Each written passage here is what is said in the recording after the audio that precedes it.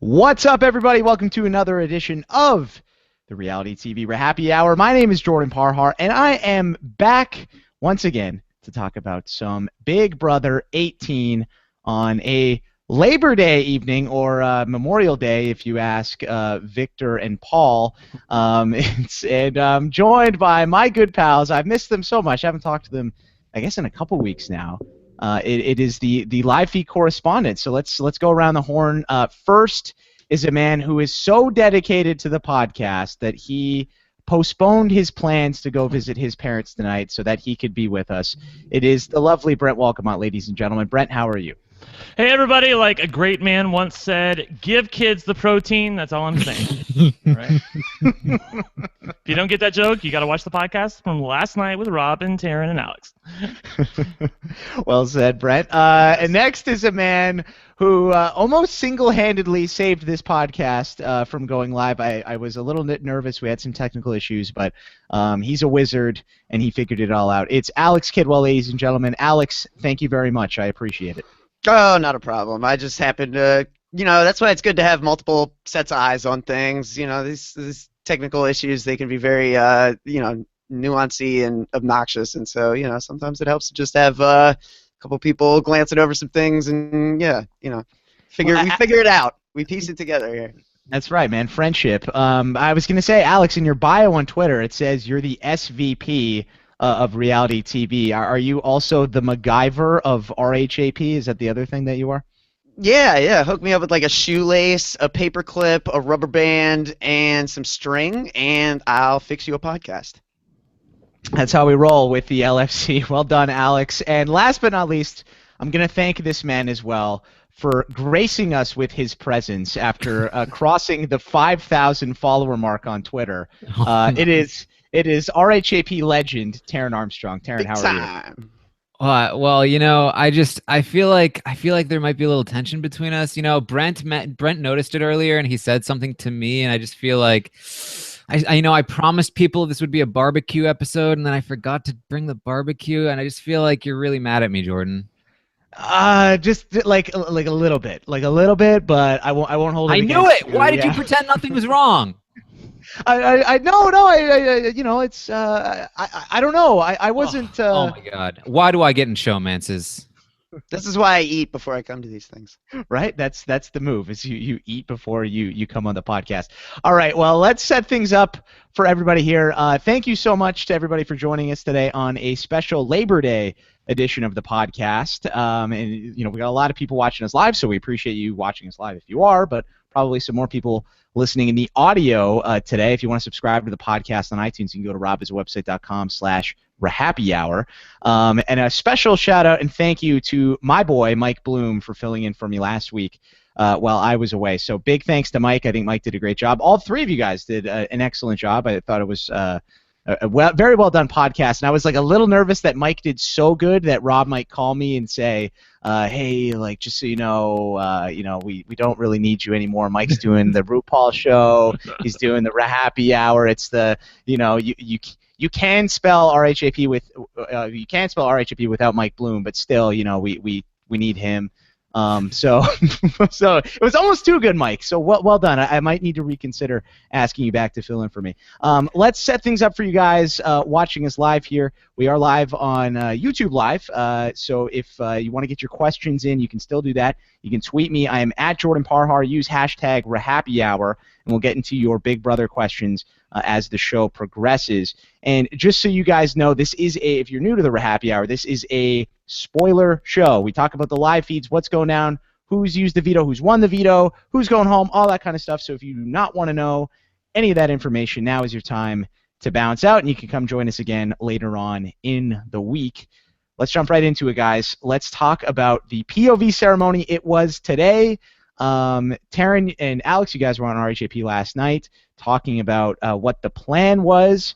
Corey had won the veto. The plan was for him to not use the veto. Brent, did Corey live up to his I saw someone call him Bory today because he's so boring. Did he live up to that and not use the veto? That's an appropriate name. Of course he didn't use the veto. Why is he going to use the veto? If he uses the veto, then Nicole's going to go up in James or Natalie's place. So there's no play for them here, even if they wanted to make a move of some kind.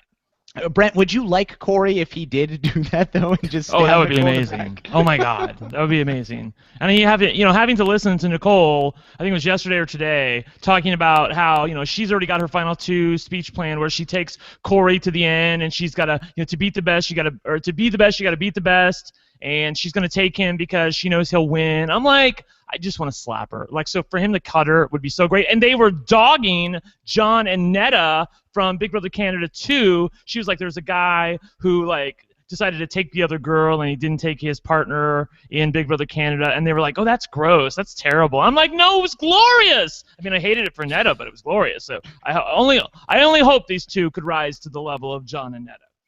Yeah, Wow. I'm tired of hearing this Ric Flair argument in the house. Just go to the end with who you go to the end with, and then beat them. Thank you. Yes. Right. It happens every season though, right? Like the person that thinks that they're the one that's gonna win is like, yeah, you gotta beat the best, right? Like like put this into the atmosphere. Everyone's gonna take and stay loyal to each other, so we're all good, right? Woo! Now, I just realized that was your Ric Flair. Right? I got that too, actually. I know a little bit of wrestling. Yeah. That's so good.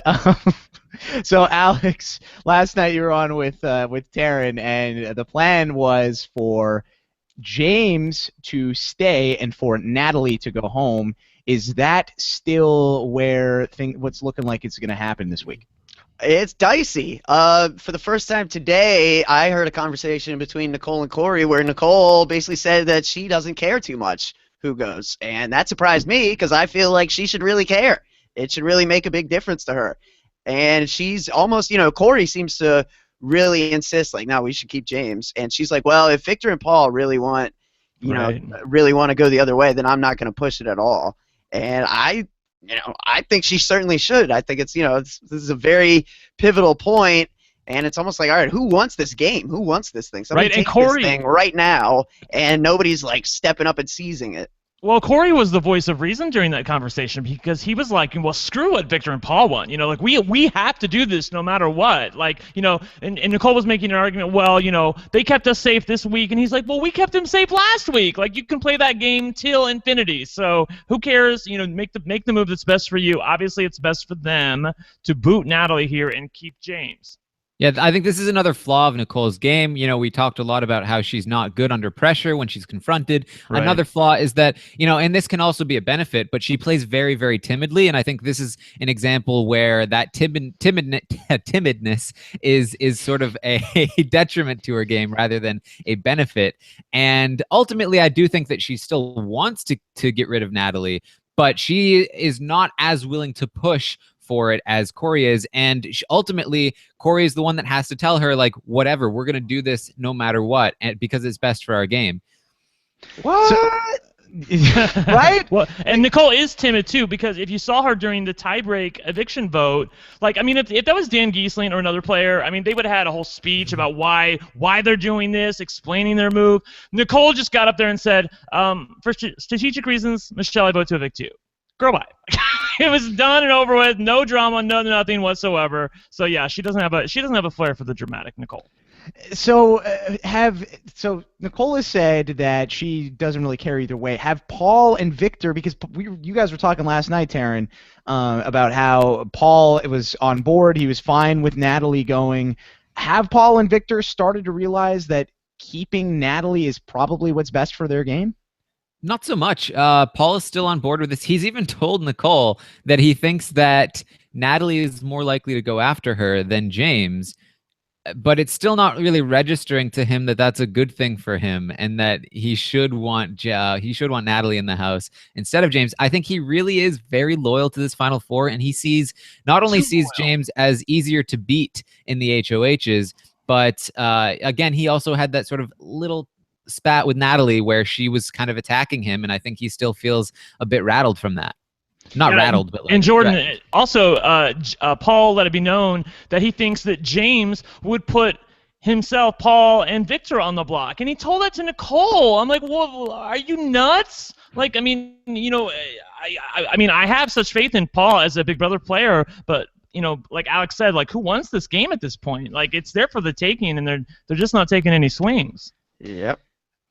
like that's just so frustrating. I don't understand why he would do this. So there's been, what's Victor been saying, Alex? Is Victor, he's just like same thing. He's just like, all right, I'll do whatever. Like let's just keep keep James and get rid of Natalie. Like somebody's got to have some sense. I don't understand why they're just like Brent said, or you said earlier, it's just like they're just chilling and hanging out. It's like, guys, you're going into Final Five. You get nothing for Final Five. Four. You get nothing for Final Four. You don't get anything except to remember, hey, we were Final Four once. Remember that? Like somebody's gonna get $500,000. Somebody please step up and take the money, please. Yeah, no, I mean, this should be common sense at this point. When you're at 9, you lock up some kind of 5. When you're at 7, lock up a 4. When you're at 5, lock up a 3. Like, this is, this is like the oldest kind of Big Brother, Survivor, whatever reality competition game you want. Like, this is just kind of 101.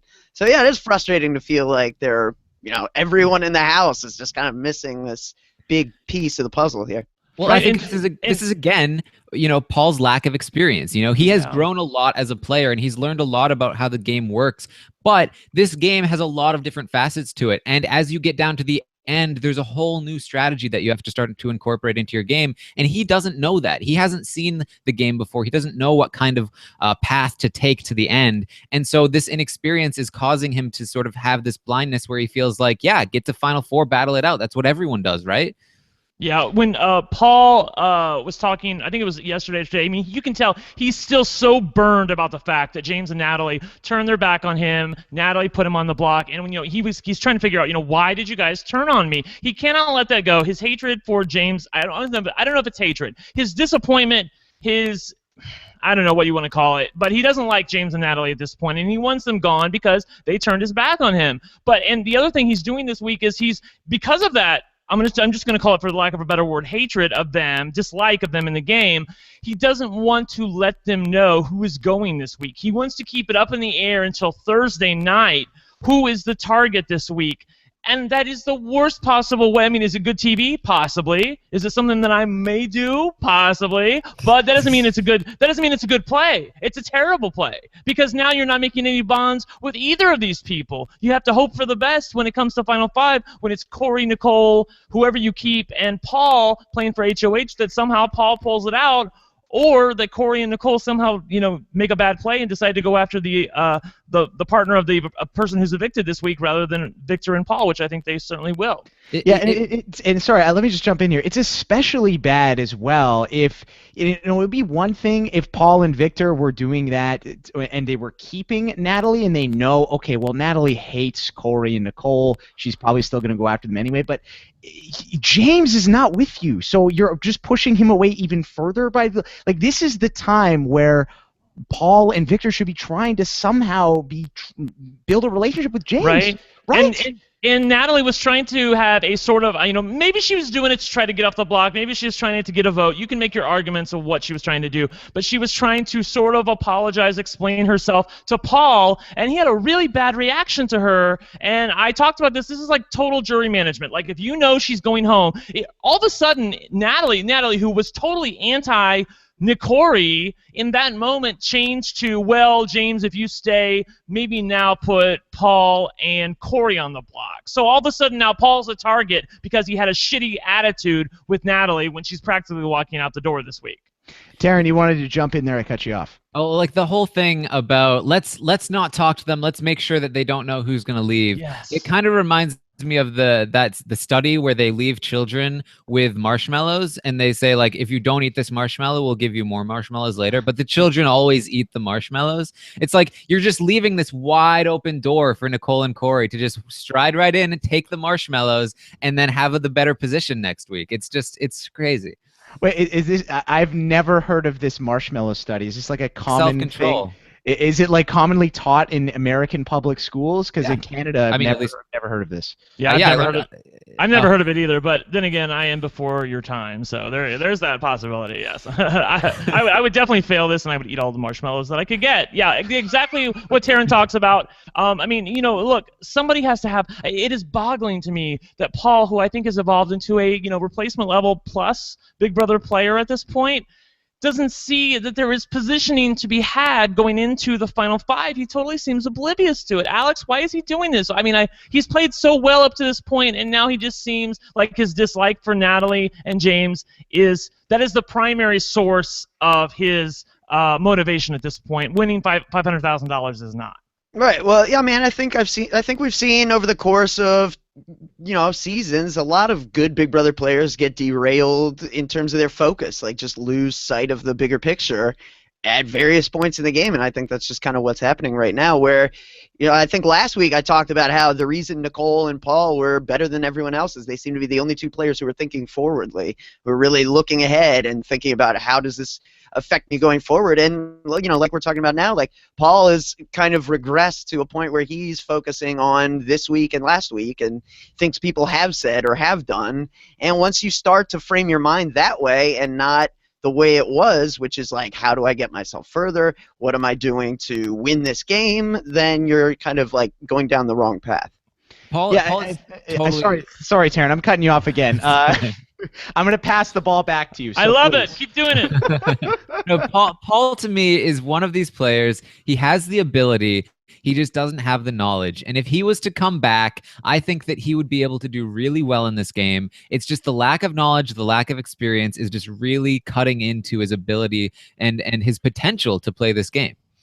Yeah, one of the easiest things that can happen with players, and it happens very commonly on the first go-around, is getting tunnel vision. I think that's really what's going on with Paul right now, and I think after this season, if he doesn't win, I think he's going to come back to this moment and realize, oh, what was I thinking? I regret it so much. And I think when he goes back on a further season, he's going to realize, adaptability is a much more, it's a very important trait. You got to have it if you want to win this game, in my opinion, at least. Well, maybe not always, but if you want a good chance of winning this game, if you want to be a great player, it's crucial. But yeah, no, I think we see tunnel vision hit a lot of players at various times in the season, and yeah, I mean, some good players later on, and like Devin Shepard in week 2, you know what I mean? It's like, but it's all the same thing. It's all losing focus of the big picture. Like Devin just got in the house, and he was just like, oh, it's the house where all the great people have played, like, and he just lost immediately. You know what I mean? And for Devin, it was an immediate loss of focus, but for other people, it takes weeks or days, or you know what I mean? But everyone.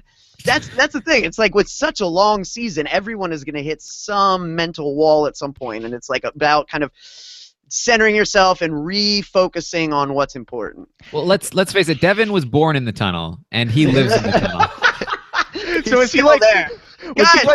Guys, can somebody does anyone have a flashlight? Maybe one of those miner's helmets. He doesn't know that he's in the tunnel, Alex. He thinks that that's real. It's Plato's Cave all over again.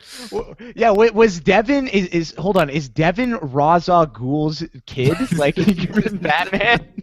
He grows up in the tunnel, and he like finally escaped and got into BB-16.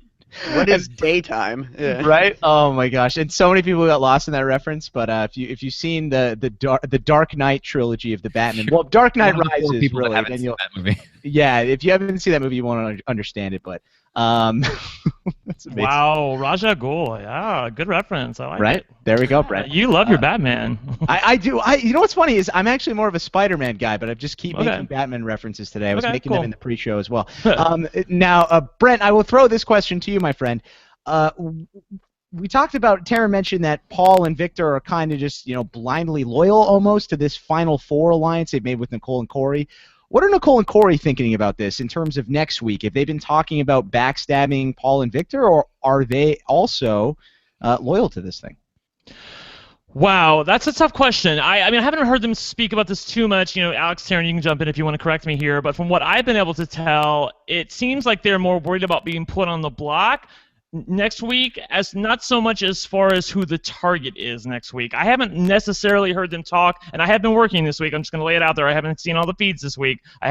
She does have a job, okay? So there's that. I haven't seen them talk about targeting Paul and Victor. I think they're hoping that if James, who stays, somehow wins head of household, that he's going to target Paul and Victor. That's what they're clearly worried about, is keeping the person in the game who's going to target the other pair. But as far as if they won head of household, I haven't heard them say what they would do. Alex, Taran, what have we heard? They do currently plan on sticking to that Final Four, but That's they, gonna be tough. unlike Paul and Victor, they are thinking ahead and they are thinking about who's going to help us down next week. You know, James or Natalie, and they know that they have a better shot with James, and if James takes a shot at Paul or Victor, they're fine with that.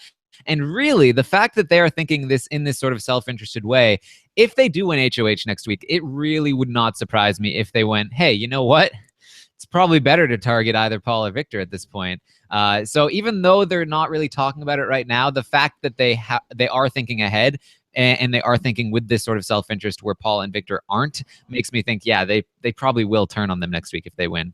And I think this is a good example of how, like, you know, Nicole and Corey have had their game arc has been mostly stable. Like, they had 1 week where kind of things flipped on them, but they were able to get it back pretty quickly. For the most part, what they've wanted to happen has happened, and it's been relatively smooth sailing.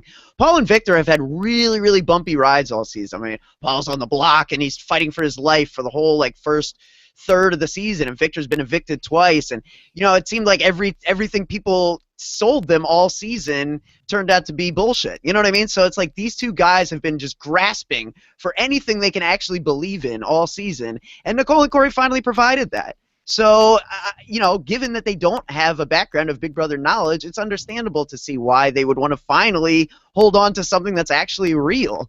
But the problem is that, you know, you need to be thinking further. They're just so excited, I think, to finally have something that's tangible and legitimate that, you know, they just can't see past it. Guys, if James stays this upcoming week, wouldn't it make the most sense going into this Final Five for him to throw this HOH? Because in my head, I'm thinking if I'm James, both sides are going to realize, hey, Nicole and Corey, Paul and Victor, they are the bigger threat. But based on what you guys are saying, maybe I'm crazy. What do you think about that, Taran? No, this is the Godfrey move, and I think that Godfrey knew his position was a good one going forward. He knew that the pairs would target each other. James both doesn't have the awareness to know whether or not they'll target each other, and even if he did, I think he would realize that Paul and Victor will probably, or Paul would probably target him if he won HOH, and even if he does, you know, have some sort of case with Nicole and Corey, there's still definitely a chance that they still take him out, thinking that he's a bigger jury threat than the other two, or something like that. So I do think that James needs to win this, and the best part about James winning it is that even if they were planning on sticking together as a four, they now have to turn on each other. If he puts up one from each, you know, that's great for them. They're gonna be campaigning for his tiebreaker vote, and he can choose whichever side he wants to go with to the Final Four. Brent, you were saying no. Why you're saying no? He shouldn't do that, or no, he's not going. Well, to because do that? you know look, Godfrey was in a position where he knew what the other people were thinking. I don't think James realizes at this point that if Paul, you know, or maybe he does know. I don't know. If Paul wins head of household, as Taran correctly notes, that if Paul wins, he's likely going to target James. And there's no way. Look, the voters have a lot of power at 5, but if Paul wants James gone at 5. He can get James gone at 5. All he has to do is place James and one of Nicole or Cole on the block. Obviously, they're going to vote to save each other, so they'll vote against James, and he has the tiebreaker vote. And obviously, Victor will vote the way he wants to. So, I mean, he can if he wins head of household here, he can get James out. There's nowhere to hide for James. I feel like he has to win head of household at 5, or hope that Nicole and Corey win head of household, and just pray to God that they eventually see Paul and Victor as a bigger threat. You know, I'm hoping he needs to hope that the money starts to smell a little bit more at Final 5, and that they wake up and smell the coffee here.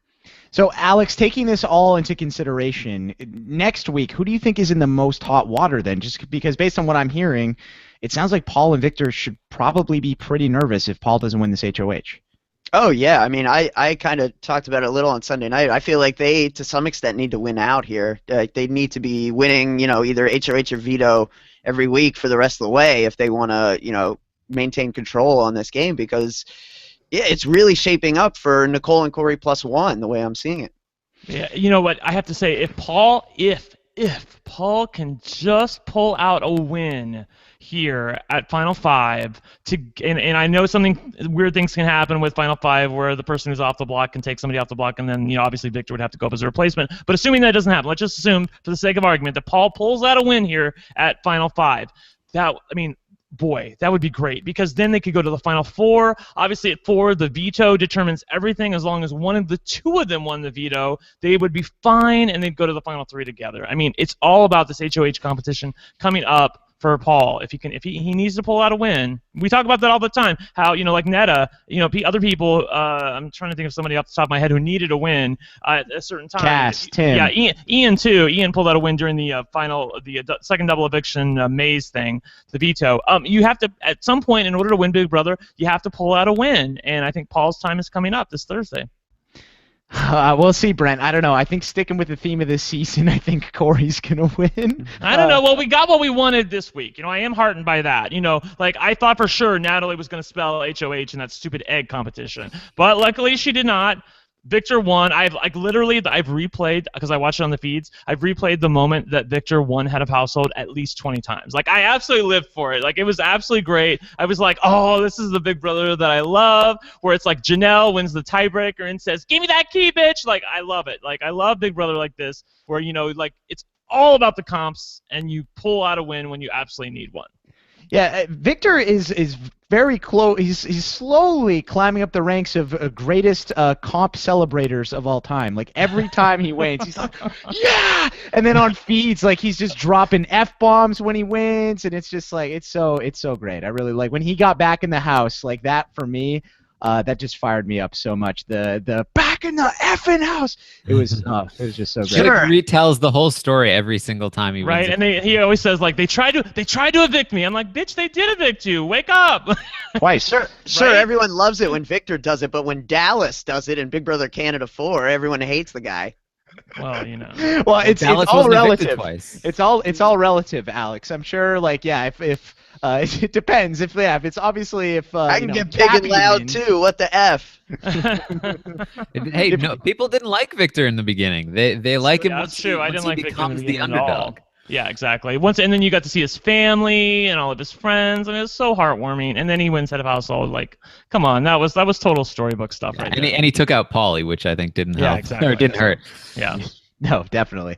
Okay, let's just talk about a few things that have just been going on in the feeds this week. There hasn't really been anything going down that's major from my estimation. If you listen to RHAPpy last night, you pretty much got the gist of what's been going on. But there's been some fighting going on, some arguing amongst the showmances. First, let's talk about Nikori. There was a fight, I think it was yesterday, where Corey made fun of her, and Nicole got up in the middle of the backyard and just stormed off and was really upset. Alex, did you see this? Yeah, I didn't necessarily see what caused it. Feeds cut away, right. But I came back, Nicole's sobbing, and Corey's like, "Oh, now I'm the bad guy." She's like, "Why are you the bad guy?" He's like, "'Cause you're crying." And so, I guess he said something to the effect of I don't know, some comment that was, a throwaway comment, but it was also the kind of thing that was maybe you say it when you've just been living with someone too long. You know what I mean? And you need a little bit of separation. I can't remember what it was. Do you guys remember? It was something about, it was about, he said, she showed her true colors or something like that. Yeah, and, something stupid. Yeah, the kind of exactly. thing that, if you get along with your roommate, that means nothing. But if you hate your roommate, it's the kind of thing where I can't believe they said that. That is, you know what I mean? And this is just the product of having spent 80 days in a small space with a person, I think, more than anything. Yeah, and so he was saying, you're crying, that's making me out to be the bad guy, and she was like, well, now you're making a big deal of it, and he's like, you're the one crying. Oh my god. Yeah, it was crazy. And then Why? luckily for Corey, it was shut down pretty quickly, and he was like, can we do this not on TV, please, in the future? Right, and he walked out to Victor and Paul and said, "I dodged a bullet there. Wow, jeez." And go back to counting grass or whatever he does. Yeah, these little lovers' quarrels are just they're popping up all over the place. And I will say I am intrigued to see. Talking about Nicole and Corey, we've always said it's been Nicole who's been driving the bus. She's strategic. She's thinking ahead. Corey's like, think about Christmas and reindeer and things like that. But this week has been a little different, and it seems a little bit more equal. In fact, Corey has been the voice of reason at a few different times. I'm very interested to see, because he really loves his bros. I mean, he's like the guy in the football team that likes his team, like his baseball team or whatever he plays, So, like, I can see him really, there's a part of him that probably wants to keep Victor, especially Victor. I think he especially wants to keep Victor safe at 5 and ride that a little bit further just so he can like bro down a little bit. So I mean, look, I don't love the bro down part, but considering I don't really love Nicole and I love Victor. Wait. What? You don't really love Nicole, Brent. You love Nicole. You love Nicole. Oh no, I don't. I hate her. No, because she's not the reason I don't like her is 2 reasons. 1, she's annoying and I can't stand her voice. You can tweet me all you want about that, but it's annoying as hell. 2, she's not self-interested. It doesn't appear to me that she's self-interested in winning the money. And in order to play Big Brother correctly, I feel like you have to be self-interested in order to be selfish enough to say, you know what, I want the $500,000. Me. Instead, I feel like all this season it's been about, well, you're so great and I would lose to you. And, you can say that's strategy, but she's saying this in her private moments with Corey, and I just don't think it's strategy. I think it's real. Really quickly, since Brent touched on Corey's baseball history, this is a research project I want to get into that it just came to me. I want to find out, like, from high school on, who has the better batting average between Corey, Devin Shepard, Ginger Ninja. That's what I want to know. Are we talking about baseball? Or are we talking about baseball? Baseball. Who's the Big Brother home run king? I need answers. Wasn't Corey a pitcher? Well, then Corey's probably coming in 3rd with like a solid 100 average. But I don't know. Maybe in college, sometimes some pitchers can really hit. So. Well, Ginger Ninja actually, to go off on a tangent, he played in Australia for a couple years, and I think he played like 10 years in the minors. So he played with like Delman Young, James Shields, like a bunch of like people. Solid sample size. Yeah, he played with like people that actually are in the majors. So I would say maybe he wins because he's played the longest. I heard from my friends in the gay and lesbian community that Corey looks more like a catcher to me. I'm just saying. I'm just saying. Okay, so research project for those of you watching us live and listening in the audio archives. If you could tweet us and let us know what position did Corey play first, and second, who has the most runs of Greg Merritt, Devin Shepard, and Corey, what's his last name? I almost forgot that's his real name. I'm like, Greg Merritt. Who the hell's Greg Merritt? I'm like, oh, Ginger Ninja. Okay, cool. Yeah, I know. Yeah. There is a guy on American Ninja Warrior who calls himself the Ginger Ninja and totally stealing the name. And Akbar even says when he fails, like, oh, Ginger Ninja out. Man, that's rough. It's like when that guy on Opposite Worlds was Beast Mode Frank, and then Caleb came along, and nobody knew about Opposite Worlds, so his thunder was just ruined. Yeah, and Frank's a winner. Yeah, he was Beast Mode before Beast Mode, and nobody remembers. Poor guy. Let's jump back on track here. The other. I think we're losing some people. Let's get on to the blasphemy. I'm still here. Of course, you'll always be here, Alex. That's why I love you. So let's flip things around. Taran mentioned that the couples have been getting into some arguments this week. So it's not just Nicole. James and Natalie have been getting into it as well. First, yesterday. Basically, so yesterday, I'll get some inside baseball. I was live tweeting about the episode because I was watching it, and I tweeted and said, wow, when James said that I won the game already, I said, wow, I feel so bad for James because I'm going to feel so bad for James when Natalie breaks it off with him 2 weeks after the show ends, and a bunch of people tweeted me and said, well, no, actually, James and Natalie kind of just broke it off today because Natalie said that she doesn't really do relationships or something like that. So, Taran, can you get into that a little bit more?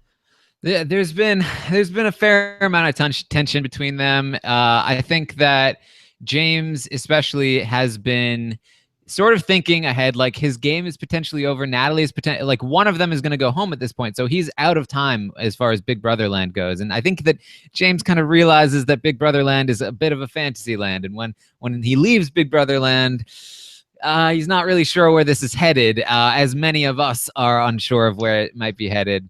And so he's really been laying it on thick, really sort of trying to pry this out of Natalie, like what are we going with this, and not really getting many confirming sort of answers, and it's been getting worse and worse. The intro that I did was in reference to an argument they were having as we were starting this podcast, where James was like, oh yeah, Victor's noticing that there's tension between us, which is total nonsense. Like, James brought it up with Victor. That's Texas code, Taran, to say another guy said something that you're feeling to project. Texas code. It's very much in line with how James starts like any argument. Just like they're having these little fights. Like Natalie is saying, when I feel down, I like to be alone, and like that's just what I do. And he's like, well, when you're in a relationship, you need to talk about it. And she's like, well, I don't know how to be in a relationship.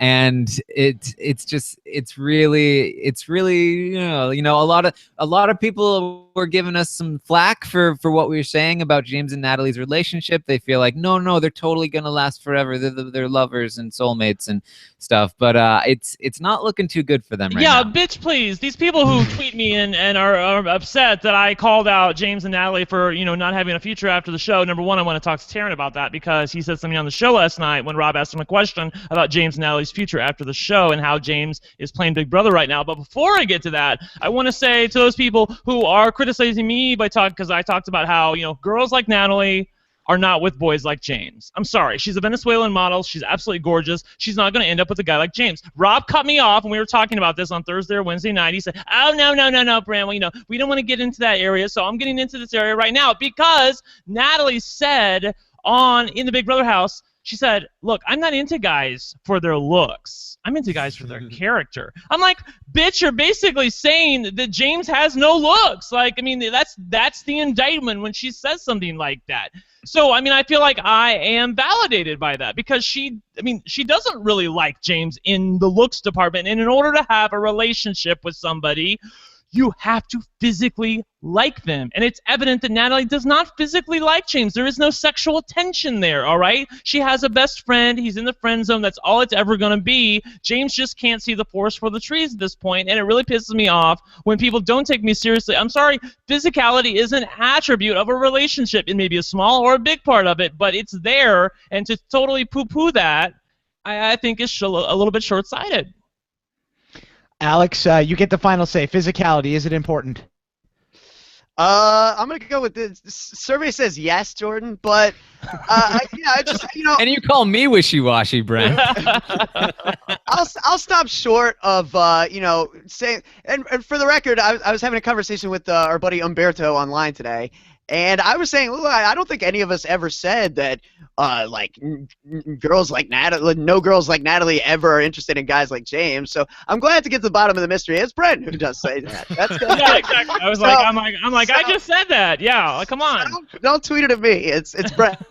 Brent can take that. But what I have said is that I have observed these two individuals for entirely more hours than I ever would have liked to this summer. I have watched this relationship blossom and develop well beyond anything I would have ever wished on my worst enemy. Trust me. Trust. All right? And the bottom line is that I'm looking at, like, people that are supposedly at, like, day 70s or, 60-something of a relationship that are, like, barely, like, touching fingers from separate beds. Like, exactly. I'm sorry, but, like, maybe every relationship and every situation I've ever been in my entire 29 years on this planet is just, led me down a path of complete, like, misguidance when it comes to male and female relationships. But unless that's the case, I'm just calling it as I see it. Are you telling me, Alex, that you don't finger cuddle?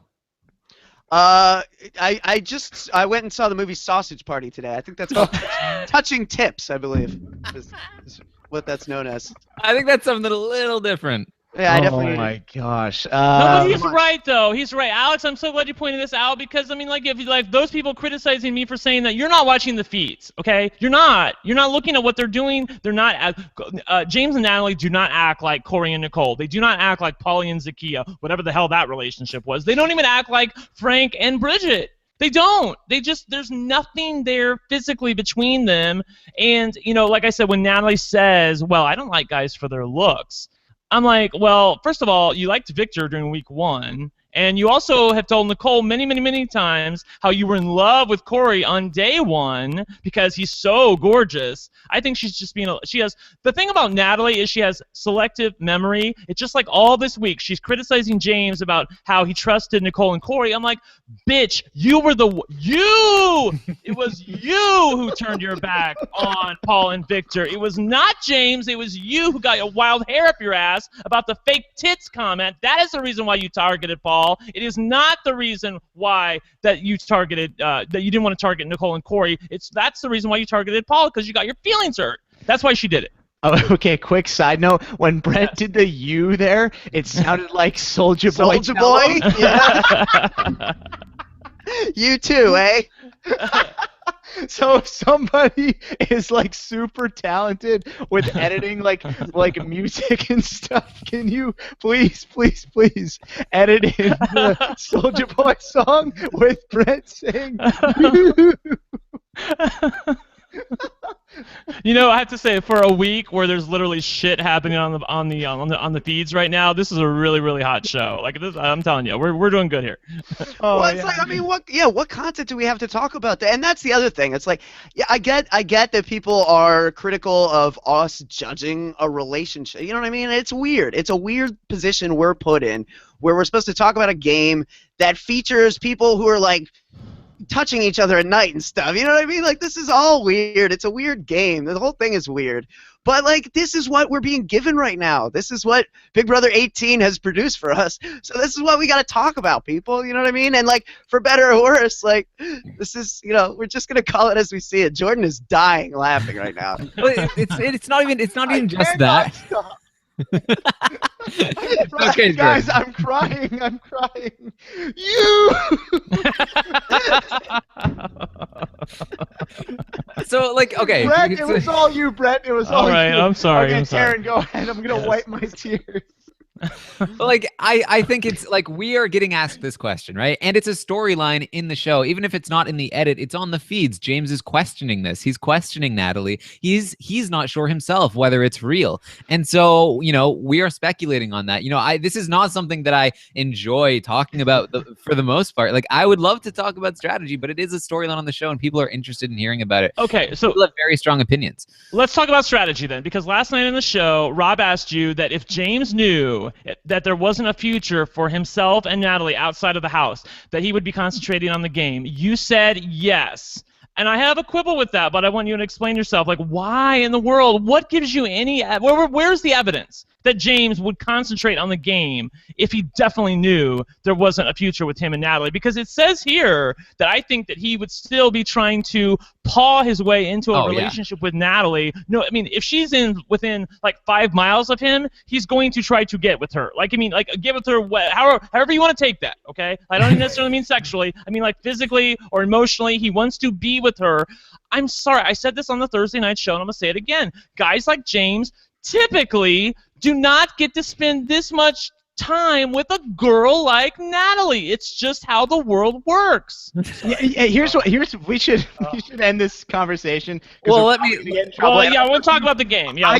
And also, too, I'm going to start crying again, laughing. Okay. Well, I want to know if Taran thinks there's because he said that James would concentrate on the game, and I think we saw last season that, like, there is no game with James. Like, there is no game. Come on. I agree with you. I think that if she was still in the house, whether or not she's interested, the fact that she showed interest at one point and they were together at one point, he would still be way too focused on that. But what I think I was saying was that with Natalie removed from the equation, with no girl showing him any sort of interest, I think that James is much more focused on the game. I think that his main priority is still America's favorite player, but the game would at least be secondary instead of third place over girl, America's favorite player, and then game.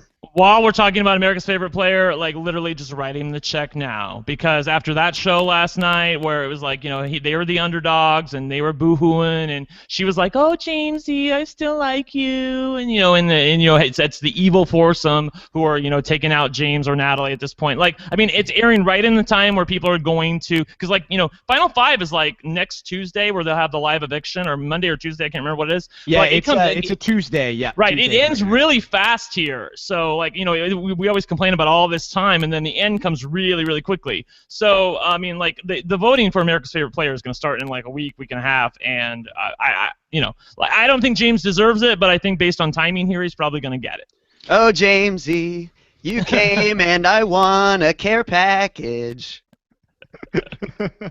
Well, him or Natalie? I think if Natalie won, I would be thrilled about that. Yeah, I can see that definitely. Although, I mean, if Nicole doesn't get it, I know Nicole's got a lot of fans as well. But I mean, I would hope to see. I think Paul and Victor have really single-handedly saved this season.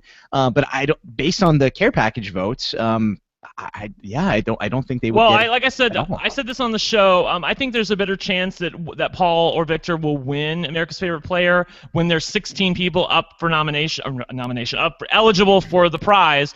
Where it was a little weird, wonky thing where America's Favorite Care Package had these people were eligible, right. And it was a smaller and smaller subset of people, and it was like Trump in the primaries, where like Corey won with 40% of the vote or something. It wasn't a majority, but it was enough based on 3 people getting votes that he was able to win it. And I really do believe that that's what happened. I think as long as this sweetheart edit continues with James and Natalie until the end, and then Natalie leaves, and James remains as the underdog that is going against these 2 couples, I really think that James is probably going to pull the America's Favorite Player out. And he's going to be proven right.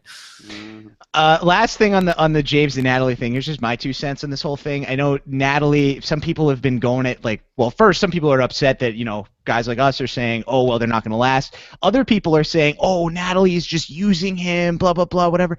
Like, no, she's been upfront with him the whole time. I mean, you know what? Natalie has not been malicious at all in this situation. So, I mean, in my opinion, I don't think Natalie's done anything wrong. Does it suck for James? Absolutely, because he was, he thought otherwise. But anybody who's ragging on Natalie in this whole situation, come on. What's she supposed to do? And I've said, I wish that she was manipulating him. I would love to see that Natalie. I'm in the same camp. Yeah, no, I would love if that were the case, because that's the game that I signed up to cover, ideally, and best case scenario. You know what I mean? But no, that's not the situation here. I mean, she's a genuine girl, and despite her genuineness and her complete lack of knowledge of this game, she really has exceeded my expectations this season. I mean, coming in, I thought she had the least potential of any of these players, and she certainly proved that wrong. Team Trainwreck, baby. 3rd round in the draft, I got her. Yeah, still alive. I'm dead. Right? Okay, let's jump into your questions for those of you watching us live. Again, you can get those in by tweeting me. I'm at Jordan Parhar. Use hashtag RHAPpy, and we will get into those. Also, one other programming note, there was just a little bit of technical issues before the show, so the normal chat room isn't going, but if you do want to chat along with other people watching this live, there is a chat room on the live YouTube video, so just click on the YouTube link. There should be a chat room on the right-hand side of your monitor, or your desktop, I should say.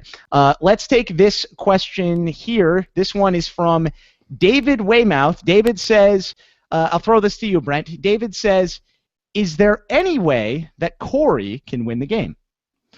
Oh, sure. I do think that Corey is actually. I listening to the jurors. I think that Corey may even have a better shot than Nicole at this point. I think Nicole is kind of a goat. Maybe we can talk about that. But I don't see many people that are really loving the game that Nicole is playing right now. Corey, for all of his lack, you can say that he's boring and that he doesn't have. There's not much there. He's a little vanilla. I mean, he hasn't offended anybody. He's kept a smile on his face. He's been pretty honest to people most of the time. And I think that some people would feel pretty good giving him the money. So, it depends on who he's sitting against in the final 2. I think against Nicole, I had Nicole higher, but again, a week changes everything in my opinion. I mean, who knows? I don't know how the jury can be. It seems to me that this jury is a little personal. And I think they're a lot of them have very personal, anti-personal feelings toward Nicole, and I feel like they do not have any sort of those feelings for Corey. In fact, I feel like they have a little bit of for Corey. So I feel like he might have a better chance to win the money than most people give him credit for. Well, I think something you have to pay attention to is who are the potential people in the jury that are going to be stating these 2 their cases, essentially. And I think that Corey is going to have Paulie as his biggest advocate. And I think Nicole, I think she'll have Day as her biggest advocate. I think that Devon respected the game that Nicole played. And again, I think that she will see Nicole as like, oh man, she's the one that got me. You know, I'm so good at this game. And Nicole is the one that was able to bring me down. And she's going to want Nicole to be the winner, you know, because you want the person, if you respect them enough, that got you to win, because then you're like, oh man, I was just one person away. Yeah, I think that. Okay. I'm not saying you're wrong. No, I'm not saying you're wrong, but I do worry that Day will not like we saw like in Big Brother 13 where Dick's daughter Danny did not want to vote for Rachel, even though that they were Rachel was the girl that you could say brought her down. I guess you could Jeff too, but Rachel was definitely a part of it. I worry that Day may not want to give Nicole the credit, but maybe you're right though. Yeah, no, I definitely think I agree with Taran, but it's a leap of faith based on any evidence we have so far, because we haven't really seen, the last thing we've seen of Devon talking about Nicole was Nicole's a snake, Nicole sucks, Nicole can't be trusted. But I think, and that was a while ago now, so I think Devon felt like at the time Nicole is wrong for getting me out. I could have been useful to Nicole, but I think that Day is the kind of player that I think is a bit results oriented. And if Nicole's able to get to the end, now she will say, like, okay, well, Nicole got me out and managed to get this far, so I do respect the process. Is that what you were going to say or no? Well, I when she saw Nicole's goodbye message, I thought she responded really well to that. Like, oh, yeah, she did it. She got me. And that's sort of where it's coming from on my end. Right. Yeah. All right, let's take another one. This one is from Shut Up Tim, friend of the podcast. Shut Up Tim says, Ding, marry, kill. Jadley, Nakori, Sitting Ducks. Taran cannot choose kill all of them. Hashtag Fancy Fencington. So that is Fancy Fencerton. Get it right. But yes, Sorry. exactly. Yes. I can do this one, but I think it's pretty easy. I mean, you've got to marry Paul and Victor. You've got to ding Corey and Nicole, and you've got to kill James and Natalie. Like, come on. Are you with me on this, guys? Come on. Okay, I like it. I don't know. I think I mean, it suddenly occurred to me that I'm talking to three straight boys when I said that. I'm like, oh yeah, maybe there's something to this. I don't know. I don't want to do this one. Okay. All right. Again, they call me wishy-washy. Hey, I've always maintained I'm the neutral box of the three of us. I've never deviated. I'm the alternative option, as Lydia said in Big Brother 11. That's me. Can you update your Twitter bio, Alex, for just the neutral box? I think that would be right. Well, my problem is I'm such a wordy person. I'm already out of characters, so exactly. I have too many things to say about myself, Jordan.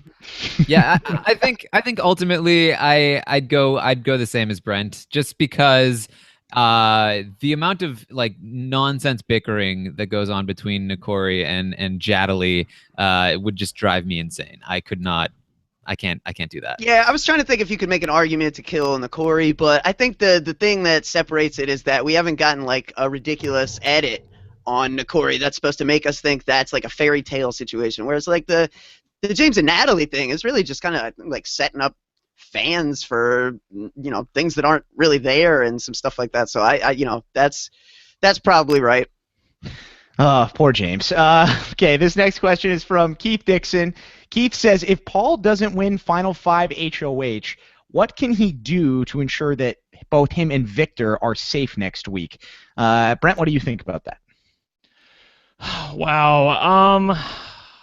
I think he's got to hope that it's a dicey situation here, because you want to prepare for Final 5, but you also don't want to let Corey and Nicole know that you're preparing for Final 5, because then they have carte blanche to be able to do whatever they want to prepare for the Final 5. So it's probably a really tough position for him to be in right now, but he has to hope that if James gets head of household, which I can't even believe I'm saying that. Like, we have seen no evidence that James could get head of household. Unless it's a wall competition, which is not going to happen. So, I think the odds-on favorites are Paul, Corey, and Nicole. But like, let's just say, for the sake of argument, that James gets it, that he puts up one from each side. That would at least give Paul and Victor, and for that matter, Corey and Nicole, a fighting chance.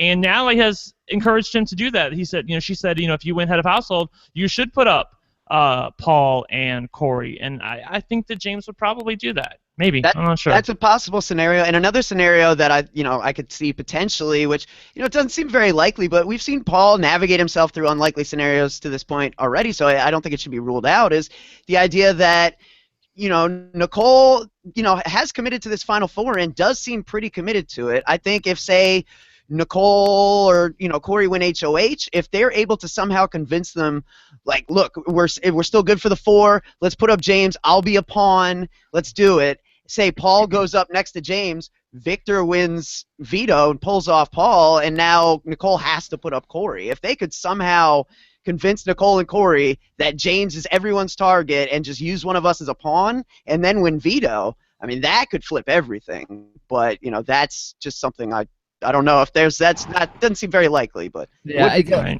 what I would want to see them do is what they had already done, and if they had just left some amount of fake tension between the two of them, to have some sort of, at that point it would have been almost 2 weeks of build up toward this sort of thing where they're like, we are together now in this Final Four, but I don't really trust Victor anymore, and Victor doesn't really trust me anymore.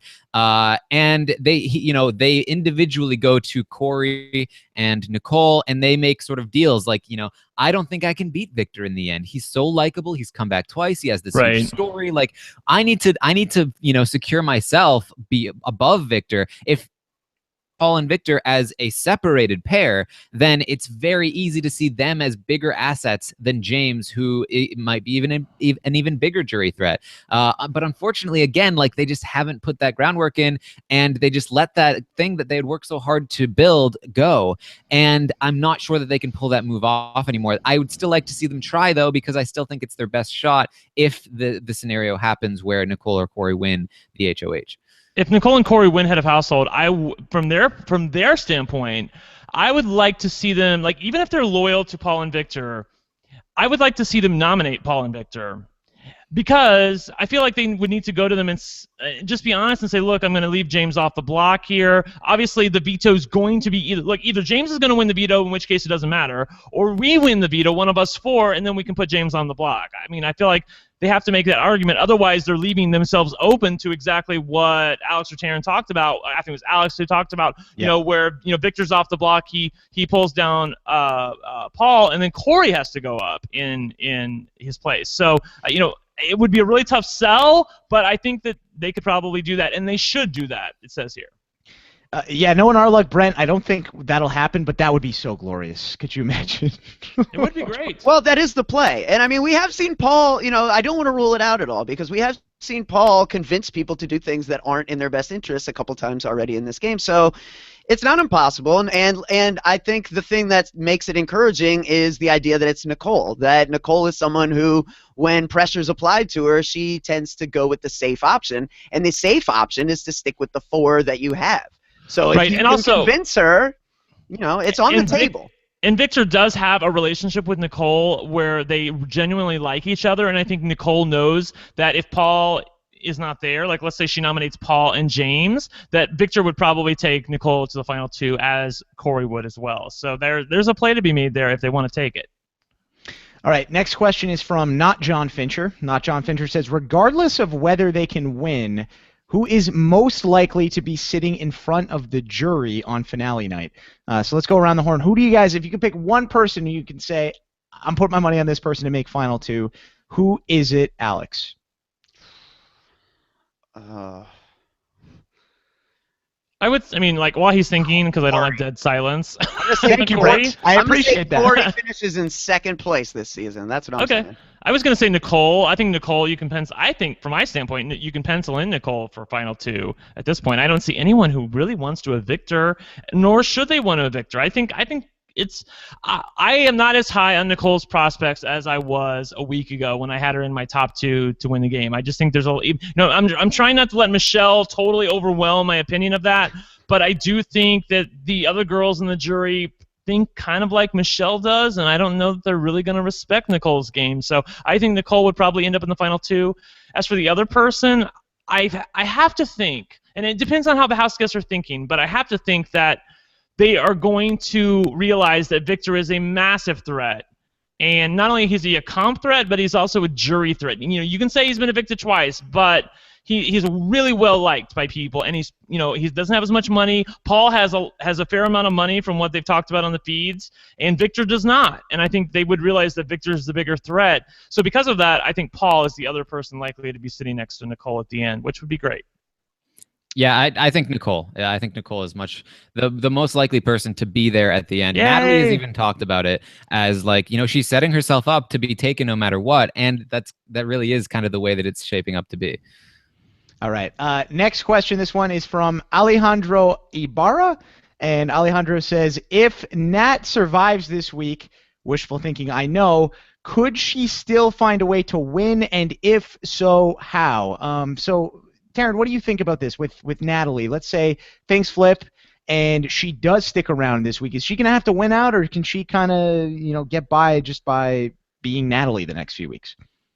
Right now, with the amount of dislike and distrust that Paul and Victor have for her, and the amount that of distrust that Nicole has for her, I really think that even if she stays this week, she is almost certainly gone next week. I do think she needs to win out, at which point maybe she has a case to make in front of the jury, but I'm not sure I see it happening for her. She's getting beat in physical competitions. She's getting beat in mental competitions. I'm not seeing a scenario where she's able to win out.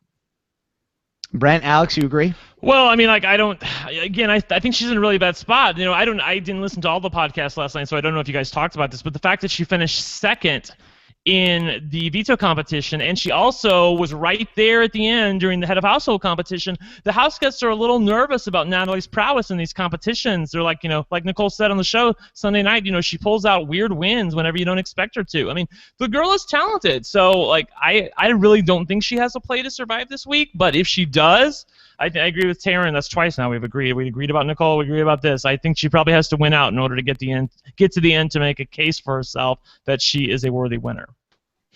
Okay. Wow, almost 3 times in a podcast that Brent. Right, I know. Is there full moon? I go away for a week, and this is what happens. I should go on vacation more often. Alex, we still disagree on whether or not Nicole has those jury votes. I think that's true. Yeah, we do. So we got that. Yeah. So there we go. Can't be any given on jury votes. Yes. Alex, anything else you want to add on that? I guess, I think Natalie doesn't necessarily have to win out. I could see a scenario where she mostly wins out and then beats Corey. I feel like Corey is, and maybe I'm just ignoring the fact that he could be very articulate at the final 2, but I just don't expect it or see it. I think Corey is a pretty appetizing person to sit next to at the end at this stage of the game. Okay. All right, next one is from Deborah Garin. I'm sorry if I butchered that. If James stays and wins HOH, should he pick a side or take one from each side to put up? What is his best option? Alex, so let's say you're James. Next week, you win HOH. I guess you got to put up Paul and Victor, right? Yeah, I pick a side. I just lock in a final 3 with one of these duos, and then going forward, who knows? You can then do something else next week. But you win. And then you solidify a final 3 at 5, and that is, we talk about that, what Nicole did with her HOH last week. She won HOH to set herself up so she doesn't have to win this week. Victor winning this week had to win this week. Survival win. You know what I mean? That's a fundamental difference in why somebody wins HOH and why somebody wants or needs HOH.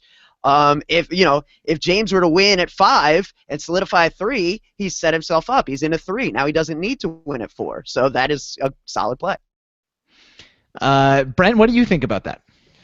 Oh wow! I mean, this is where my bias comes in. I want him to put up Corey and Paul, but I kind of feel like I agree with Alex that his better play is to nominate Victor and Paul. Unfortunately, I feel like in this scenario, Victor would probably be the one to go. Although there is a fair amount of distrust of Paul, and he's been a very good gamer, and he has never been evicted, and he's been a very good player. So I'm not sure. I think Nicole would I'm gonna change my answer on that. I actually do think that if Nicole and Corey are the ones voting, I think both of them want to keep Victor. I really do. I think Nicole would want to keep Victor, and I also think that Corey would want to keep Victor, just kind of to bro down. I think Paul might be in danger if it's him and Victor on the block. Yeah, and another thing about that is that Victor is a bigger target. And keeping Victor over Paul kind of ensures that James is going to turn around on you at Final Four. James is going to have to go after Victor if he wins that veto. So you're really only looking at being in trouble if Victor wins that HOH, or the veto, obviously. You really think that's his best play? Because if James wins veto at Final Four, and like if it's him, Victor, Corey, and Nicole, I mean, doesn't he have to take out the duo at that point? Doesn't he have to evict? Because then if he takes a duo to the end, they're taking each other. And he's guaranteed nothing. Whereas if he like breaks up Corey and Nicole, like let's say he evicts Corey at that point, Nicole is going to take James to the end, and I think Victor may take James to the end. Probably not, but at least he has a play there where he doesn't with the duo. No, I agree. I think that's the optimal move. I'm not sure James makes that move, though. Okay. I think that, especially with how much Natalie has just been drilling into him, like Victor is just the greatest guy in the world. I would vote for him in Final Two. I really want Victor to win. I think Victor is really getting, built up in James's head as this like huge threat, this person that would absolutely win if they got to the end. I think James is going to feel like I'm going to stick with Nicole and Corey. I got to take out Victor. If I don't take out Victor, he's going to win the game. All right. Speaking of Victor, next question comes from Dylan McCanon. Is that again? Sorry, I'm terrible with these last names. If Victor wins, then what tier of a winner is he? In my opinion, he'd be in the lowest tier with Jordan, Rachel, and Dick due to the twists. So, Alex, if we fast forward in a couple weeks and Victor somehow is the winner of Big Brother 18, where are you putting him in your rankings? He would be in my lowest tier due to the twists. Okay, you agree. So would he be at the bottom of that tier? Would he be higher? Where exactly would you put him? He would be relatively low simply because of the utter lack of strategic acumen. I think it's tough. Victor needs a Paul to be able to move forward in this game. Otherwise, he's going to have the wool pulled over his eyes pretty much every time, I think, because he just doesn't see the strategic subtlety that exists in the social dynamics of the Big Brother house. So I think that he would be a very flawed winner. It would be like if Joe Anglim had managed to like win his way to the end of Survivor, or if Ozzy had won South Pacific after coming back from Redemption Island. It's like, this is the example of someone who was able to essentially win out or like, use their abilities in the competitions almost exclusively as the driving force that got them to the win. Taran? Any thoughts on that? You're probably in agreement, I imagine. Yeah, I mean, I think he's at the bottom. Honestly, I think that even when you look at the other winners who won because of a twist, they weren't evicted, week 2 and another week as well. You know what I mean? Like, maybe they were saved from eviction once or twice, but never so early in the game and never in such a final way. So I really think that he would be at the bottom. Brent, I don't know. Yeah, Brent. Yeah, I want to get your take on this, Brent, because you have Rachel Riley higher in your ranks than the rest of us. So Thank you. Yes. To get your take on this one. I'm inclined to say he would probably be in my middle tier. He's an incredibly likable guy. I give the comp wins more weight than these other two do. So I mean, I'm inclined to think that he would probably be like, what are we, 18 seasons now? So he would probably be like, like 13 for me. I mean, you can make him argument that other people have had help. Evil Dick in his season. I mean, if not for America's favorite player, so I mean, like, that's why there are other people that have had help. You can call it help, you can call it whatever, you can call it a twist, but whatever. I don't love the fact that Victor would be a worthy winner of Big Brother, but I'm looking at the other people and I'm kind of like, besides Paul, I really don't see anybody else who I personally would warm my heart to see win Big Brother. Like when Steve won last year, like, you guys remember, you were on the podcast with me. I was absolutely thrilled that Steve won Big Brother. I mean, it made me feel good as a TV viewer. As a strategic person, if you can call me that, like, I didn't love the fact that Vanessa lost, but I felt good about the win. Again, going into this season, if Victor is the winner, I'm going to feel great about that. Strategically, not so much, but I'm not going to dog him too much for it. Right, and I think it should be noted that I think we're operating on different criteria. Like Alex and I are talking mostly about like his equity in the game to win, and you're more of like I feel good about this. Is this a good thing to watch? And I agree. I think that Victor is probably one of the happier outcomes. But strategically, obviously, not going to be super great in any given season. Yeah, I feel like each of us could almost make 3 separate winners rankings, where it's like one from an entertainment perspective, one from a like how good is this player and how likely are they to repeat, and then another that's just based purely on the season they won, their resume, their body of work. You know what I mean? I feel like each of us would have a slightly different list for all three of those. So it's like there's some subtlety with regards to these like winners rankings in terms of what you're really judging. Because yeah, I mean, like for example, if Paul were to win, I would say his winning game doesn't look that strong. You know, he was a target so much early. He benefits immensely by Victor coming back twice. But if he were to play again, I like his chances more than a lot of people who have won this game before. So it is a difference there.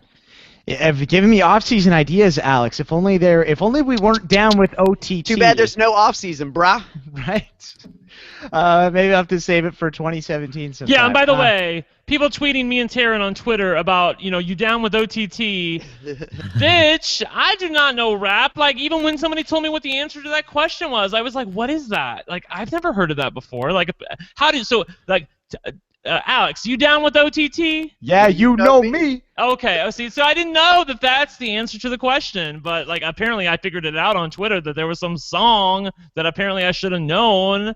Like, I mean, have you looked at me? I'm a gay boy. I listen to Broadway, show tunes and 80s pop music. Like, I don't know who the hell "Yeah, You Know Me" is. Like, yeah, I'll take "Naughty by Nature" for 400, Alex. Well, when I saw that on Twitter as well, I was like, right? oh, like the one like a reference that I would get, I was like, wow, this is one that I knew, which I was stunned that I knew what that was. But yeah, Alex, right, we needed you. I went back and listened to it, and like you can like people were like dogging me and Taran, and I'm like, now I see it because like Rob's like, Brent, you down with OTT? And I'm like, yeah, it's okay. and then he tries again with Taran, and he's like, Taran, you down with OTT? And Taran does exactly what I did. Like I said, like what do you expect from me? Right? This is this song that was released before I was born, and it's a hip hop song. Like I'm totally like up on all of my hip hop knowledge. Like, what do you want from me? And then Rob just gave up. He was like.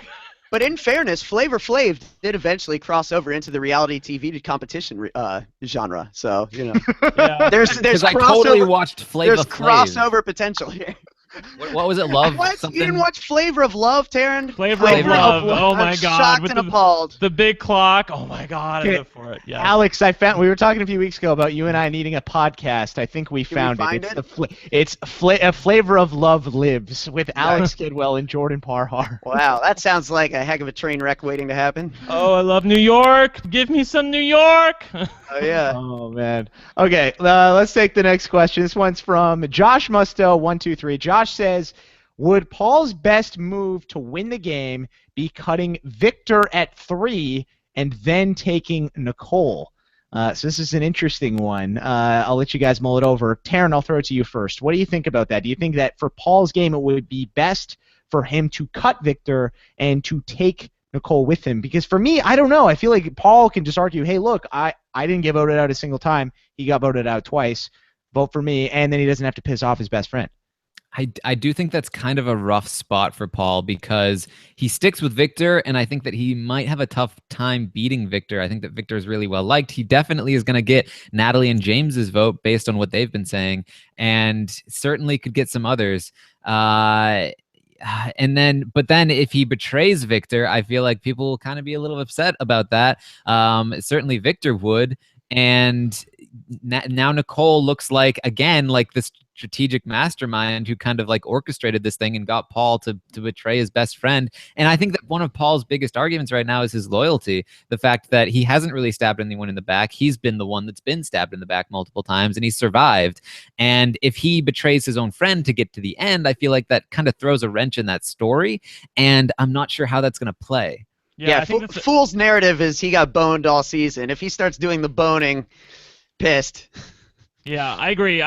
First of all, I don't think that he would make the play because I don't think he can accept, like, if he has the chance to go to the end with Victor and himself, I don't think that he can accept a world where Nicole is the winner of Big Brother. Like, he's going to want, like, it's going to be like Cody and Derek all over again. Like, well, we won. We won because we got to the end. It was the two of us, the sitting ducks at the end. And I hate that mentality, but I think he's probably the one who's going to take it. Because if he has the chance to take Victor to the end, again, I agree with Taran. I think he's going to have a tough time winning. I think there's a lot of positive energy for Victor in the jury, but I think that would be preferable to him getting $50,000 and Victor getting $500,000 and them walking out like hand in hand, rather than him cutting his best buddy and having a really bad look in front of the jury, and the possibility that Nicole might win the money. Oh yeah, my gosh, saying we won Big Brother is like naming your band the Lone Rangers. Yeah, exactly. It's not. Look, I would, because I disliked Cody so much, and at the time I wasn't loving Derek. Like I respect him, but I didn't love him. I didn't love that attitude about we won Big Brother. If Paul and Victor do it, I'll like it a little bit more, but I still won't love it. This is the sound of a smug grin on my face. Okay. Hey, I can appreciate the honesty. Respect. All right, next question is from Andrew Kirk. Andrew says, who do you guys think is doing the best at jury management right now?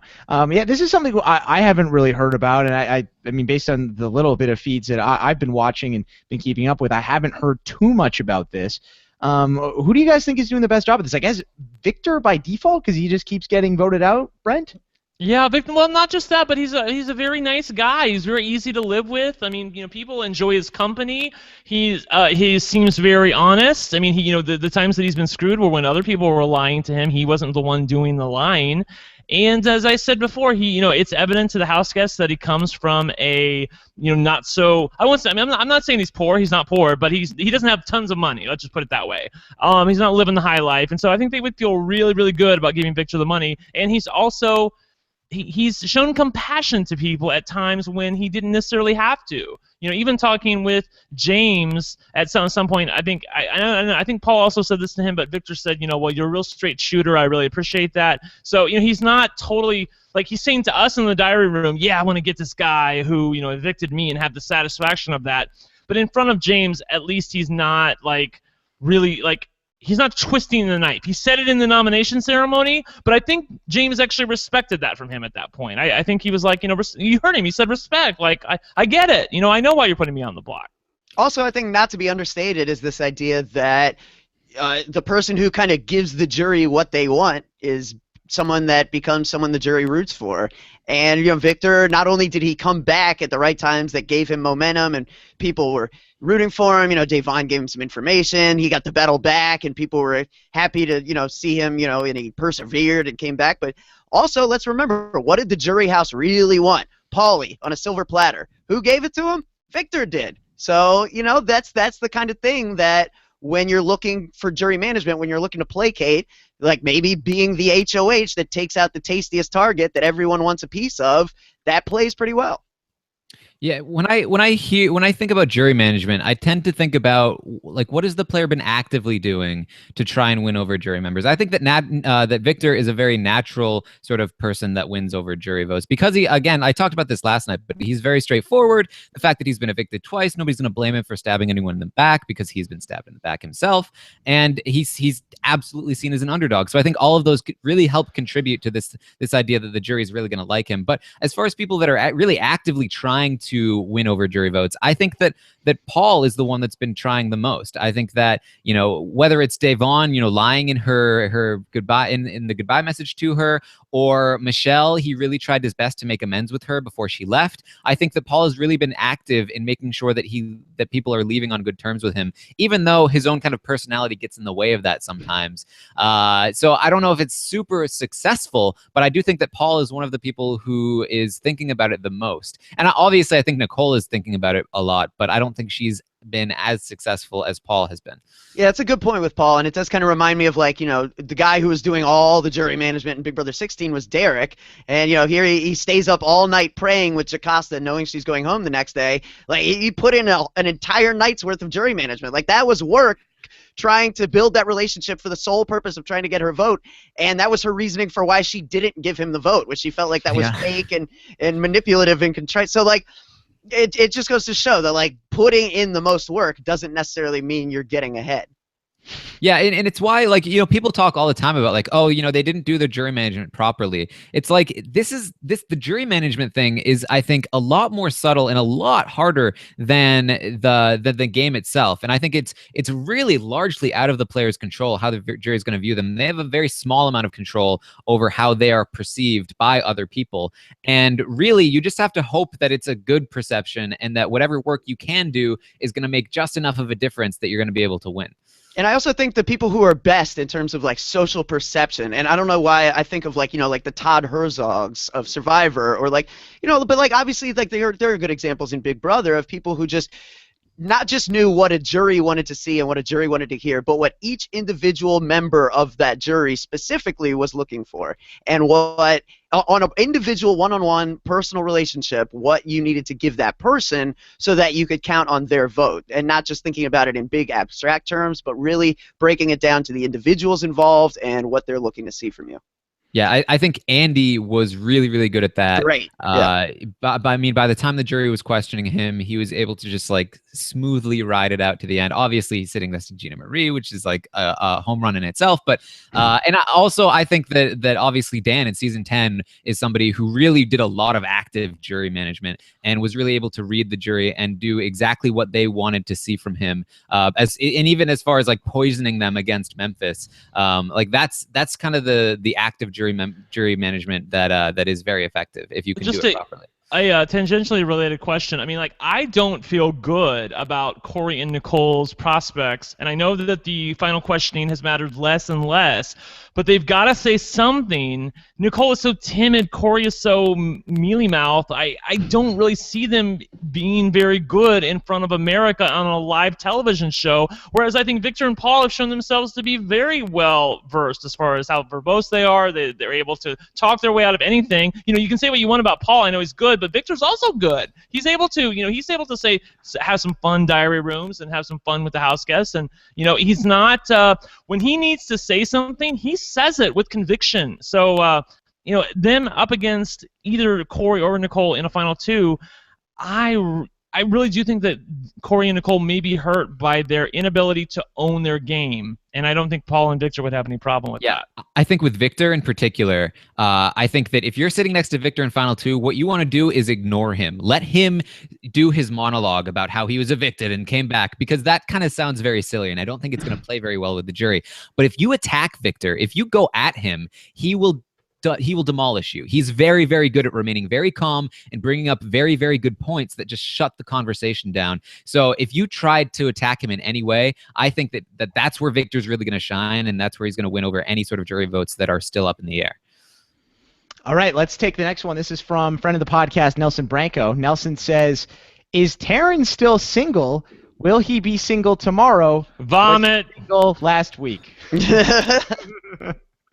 So Taran, for the folks at home, are you single, ready to mingle?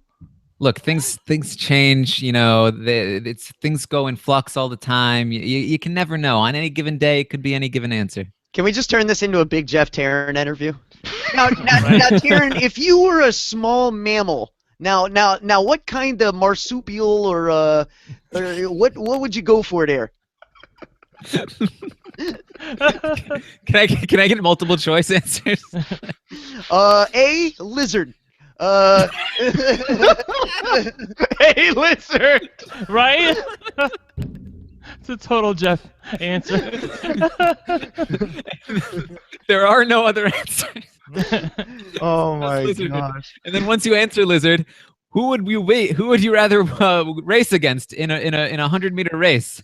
A lizard or a pig? Oh my gosh! Wearing clown shoes. Oh jeez, Big Jeff. So for the record, Taran,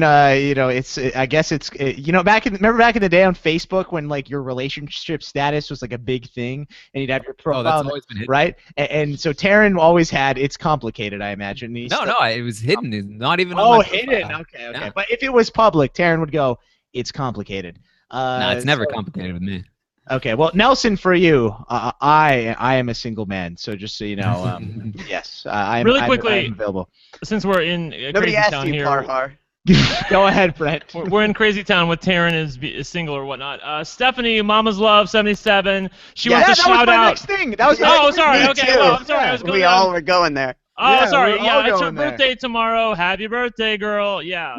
Congratulations, Steph. I don't know how old you are, but you're looking good and feeling gorgeous. At Mama's Love 77, big happy birthday shout out to Stephanie. So Stephanie, thank you for listening to the show from the LFC and myself. Hope you have an awesome day tomorrow.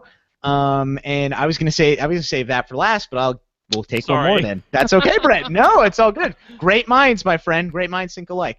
Okay, last one. This is from the Bachelorettes.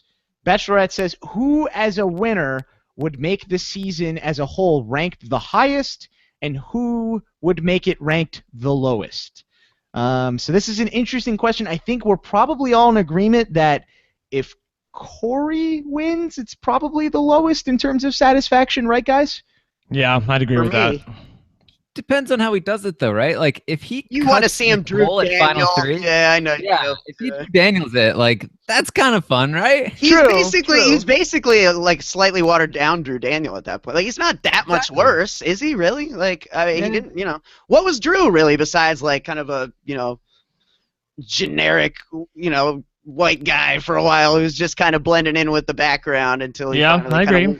woke up. Yeah, I mean, Diane played his game for the bulk of the time, just like Nicole has for Corey. I think he fits the mold perfectly. I think they're still casting this mold, and they have fit another one perfectly in this mold. They're like, well, Drew was terrible in the DR, but you know what? Double down. Drew was terrible, so let's bring Shane and Clay and Corey, because one of them is going to be good. Okay, so Taran, then if it isn't good Corey, in a tank, Jordan. They look good in a tank. They do. So Taran, then for you, I guess who would it be at this point? I don't know. Probably James. Just he's gonna have to basically win out at this point, and then he probably wins just because he's likable, not necessarily because of the game he played. So. I mean, not that I'd be like super disappointed at a James win, but I think that's sort of like the most. Although, if we're talking about general audience, I feel like that's probably going to be one of the more desirable outcomes. So it really depends on how you're looking at it, I guess. You do bring up a good point, though.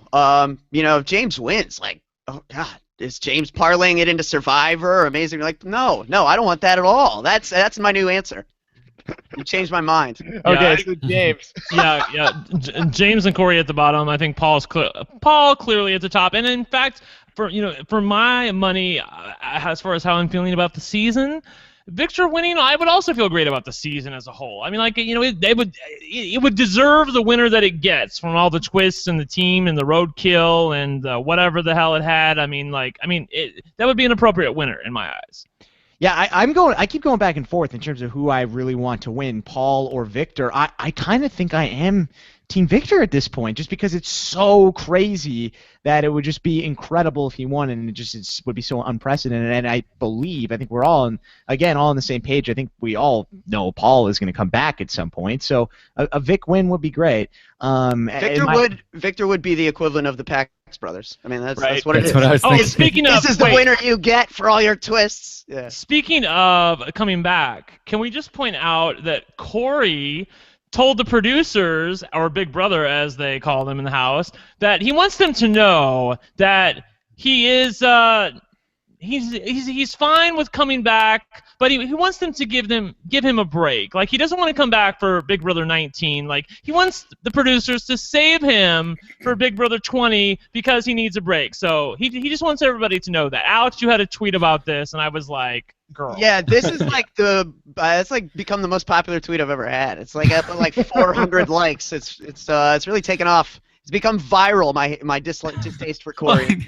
to be fair to Corey, like I think they were having a discussion about this, and they were all talking about it. But yeah, very very funny taken out of context. But yeah, my line was like, "Oh, okay, bro. Thanks for the heads up." Like, I'm sure production really appreciates you letting them know that you need a season off in between the time when they're planning on bringing you back, because obviously, bro, you are on the short list. yeah. Along with Glenn. Glenn is also on the short list to come back. Well, that's not a joke, dude. Right? They should put They should put Glenn on They the should. OTT. Like, I don't know why they're not putting Glenn on the OTT. Him and Jody on the OTT. Can you imagine? That'd be That's fun. what I was Why saying. would they do that? It's so crazy. Anyway. Okay. All right. Well, I think we're going to start winding things down for today's show. So thank you to everybody for listening. For those of you in the chat room, if you want to brainstorm hashtag ideas, although I have several just based on all of the crazy things we talked about on today's show. Before we get into this week's review of the week, just a reminder, you can subscribe to the show on iTunes, never miss an episode of the audio version. Go to robhasawebsite.com/RHAPpy Hour. That's happy hour with an R at the front.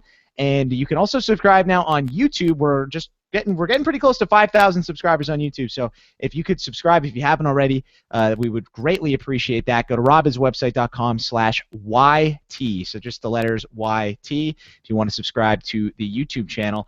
This week's review of the week, which you can leave over at robhasawebsite.com/RHAPpy Hour, was left by Davin Lannister. And Davin, he's a very long review. And it was based off of Mike's request last week for the Purple Monkey dishwasher thing, which was very funny. Alex saying I thought her name was Crandall. I was laughing pretty hard at that. That was a great Simpsons episode. But Davin went all the way through, and he compared all of you guys to Simpsons characters in his review. You can read the whole thing over there, but I'll just quickly say it. He says Armstrong Taran is the most Sislak of the show, as he provides an unbiased, strategic, and scientific view of the ongoings in the BB house. I had no idea that's what most Sislak was like, but okay. Right? And then Brett Wolgamott channels his inner Hans Molman each week with hilarious think football in groin video high energy rants that always have me cracking up. And then the last one was Alex Kidwell in his thick Maryland Scottish accent balances out the podcast with tiebreaker votes and insightful discussion, all the while soothing the mind with a young groundskeeper Willie with a hint of Duffman. Oh yeah! So there you go. They killed everyone on that battlefield, including Willie. You've got wow. That's a really good impression, Alex. Well done. Best line ever. Like how could you have died, bro? Oh, The Simpsons is such a great show. So big thank you to Davin for leaving that review. For everybody who leaves a review, you get entered into a draw to win a Skype call with me at the end of the season. 3 people will be getting those. So if you haven't done so already, please go ahead and do so. It really helps the podcast. And before we get onto the hashtag, guys, things you want to plug before we get out of here. Taran, what's going on with the American Ninja Warrior podcast? We're in the final stretch here. I've been talking about it the last couple of weeks. The Vegas episode, I imagine, just finished fairly recently. The second one, you still have time to catch up. This is, again, you can just watch these 3 final episodes, and that's basically like what a Sasuke tournament is in Japan in the original show, which is also amazing. And so yeah, you can check it out. It's been really interesting. It's been really fun. I had on the podcast Ian Dory, who is a legendary competitor. Last season, he came very, very close to winning it all, and he had some great insight into the course and his run on the show, and also like the shoes that you should wear when you compete on the course. So that was very interesting. We will be recording about this episode probably tomorrow, and I really just try it out. It's a lot of fun. I podcast with Lita. She is a riot. She likes to make fun of people, and so if you like that at all, you definitely need to see her in action on the podcast. So yeah, just give us a shot. Yeah. Anyway, I'm doing a. I'm just kidding. Actually, American Ninja Warrior podcast is very good. I listened to the Ian Dory interview. It was very fun. And if you guys don't know, Jessie Graff, the first woman ever to beat Stage 1 on American Ninja Warrior. It was absolutely exciting. I loved it, and I loved hearing Taran and Lita talk about it. Anyway, I'm doing a RuPaul's Drag Race. It actually dropped today. RuPaul's Drag Race RHAP with me and Mike Bloom and Ali Lasher. We did a recap of episode 2 of All Stars 2, which was the Snatch game. A lot of stuff went down, and somebody quit, and then somebody else was eliminated. So it was a very fun episode. Please go watch it. It just dropped today, and we have our own iTunes feed, so make sure you subscribe to that. All right, awesome. Alex, Fear the Walking Dead, you guys just dropped a new episode as well, right? Yeah. I'm keeping busy over on postshowrecaps.com, which is our sister website for anyone who hasn't checked that out. And it's all, scripted stuff. We are reviewing movies and TV shows and stuff. The aforementioned Mike Bloom, very active over there. They're going back on recapping Lost and, Seinfeld, Mr. Robot, lots to like over there. But yeah, just this morning, me, Rob, and Josh Wigler recorded a Fear the Walking Dead recap for last night's episode, and the show is actually been getting a lot of criticism, but I actually thought last night's episode was pretty good, and we've been having a lot of fun talking about it. So either way, the podcasts are they're good. Yeah, I think we know a thing or two about crappy TV shows and good like having fun on a podcast. So yeah, spinning straw into gold like Rumpelstiltskin, bro. That's what we do here. That's right. And then I actually have a plug today. If you guys, I don't know if you guys are into the fantasy football, but I had a bunch of drafts happen the last few weeks, and I kind of botched some of them. So I'm getting into the daily fantasy football. So if you wanna play some fantasy football against me, I don't have it all set up yet, but it'll be dropping tomorrow on my Twitter. Just check it out. I'll be tweeting out a link. You can play fantasy football, daily fantasy football against me on FanDuel.com tomorrow. And if you can sign up, use the promo code Parhar when you sign up. If you send that to me, let me know that you did that. I will follow you back on Twitter. So how about that? That's we can play some fantasy football together, have lots of fun. So keep a lookout for that on Twitter. I'm at Jordan Parhar. Okay, hashtags, guys. There's a lot of options today. I was thinking Soldier Brent tell him. I think that might be a good one. Or hashtag Devin's Tunnel. I think that was good. I don't know what you guys would prefer. Anything that comes to mind for you? I do like Devin's Tunnel. Whatever you guys want to pick. Such a plethora of great catchphrases. You really can't go wrong here, Jordan. We had a good, definitely no shortage today.